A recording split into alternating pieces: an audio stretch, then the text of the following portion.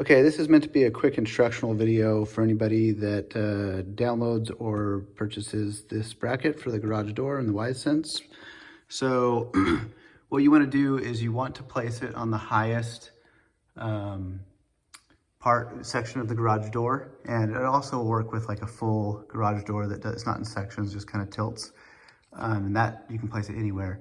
But in this case, you want to place the highest one that will trigger it as soon as possible, probably about like 6 inches of it opening. So it doesn't matter if it's down here at the very top, because basically the angle will be the same at any point on it. But yeah, you'll just place it here, pop the sensors in. There's two ways or a few ways that you can mount it. If you're gonna use command strips or any kind of adhesive, I would recommend wiping this down really good with isopropyl alcohol to get off any grease or dust. And the same thing with where you're gonna mount it, and then put on your command strips and just stick it on there, and then you can pop your sensors in after.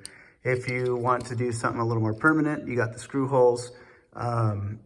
Just go ahead and mark right where the screw holes are, and then drill probably like a 1/8 inch bit, and then get your screws that are metal screws and put them in there. And you can probably just go to Home Depot and kind of find, or a hardware store, and just find the screws that will fit in there.